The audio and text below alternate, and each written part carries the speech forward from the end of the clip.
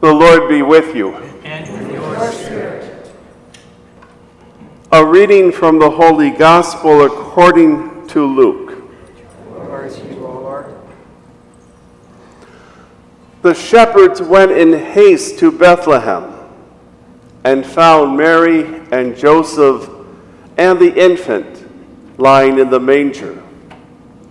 When they saw this, they made known the message that had been told them about this child. All who heard it were amazed by what had been told them by the shepherds. And Mary kept all these things, reflecting on them in her heart. Then the shepherds returned, glorifying and praising God for all they had heard and seen, just as it had been told to them.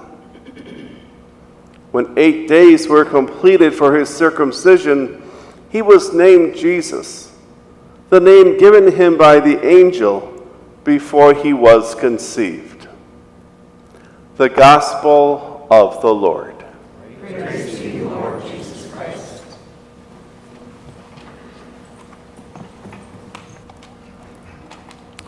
I have a magnet on my refrigerator that has a photo of a rather disgruntled-looking cat. And the caption under the photo reads, "Everyone is doing the best they can," which is terrifying.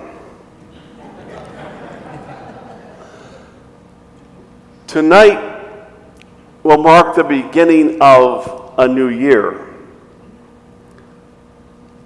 But even more importantly for us, it is the continuation of the new creation begun and personified in the child born of Mary, the Mother of God. Calendars and clocks are ways in which we give ourselves a semblance of control over things that we really have no control. At midnight, some of us will be celebrating like crazy, which is fine, but it kind of gives the impression that 2023 is something that we accomplished this.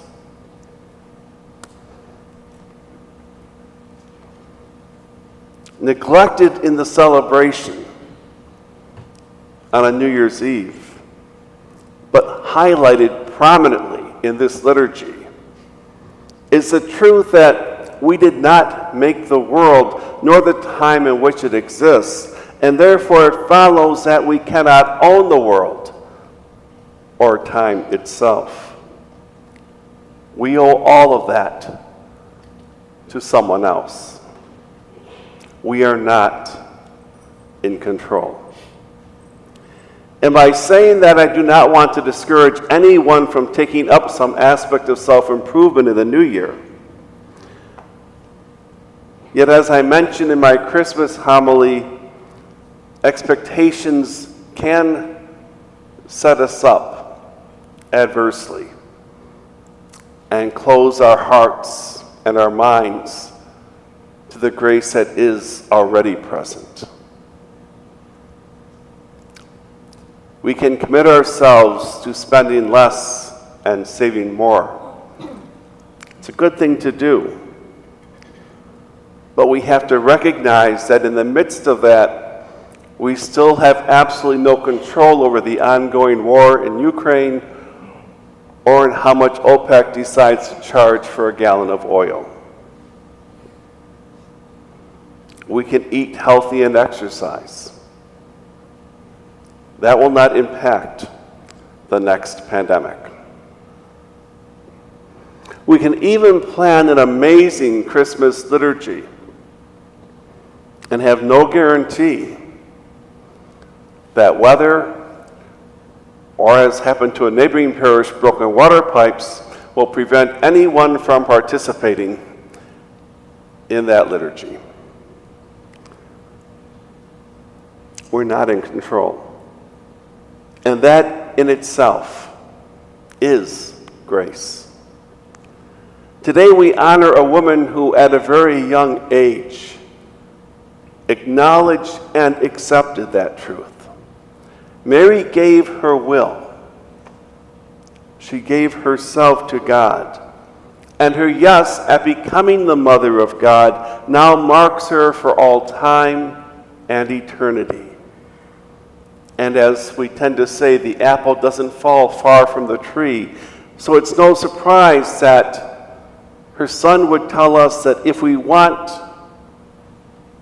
to save our life, we must be willing to lose it. And those who try to save their life will in fact lose it. Or again, he told us that no greater love can someone have than to lay down their life for others. So in this new year, may we, like Mary, let go of what we cannot and most likely should not control, and instead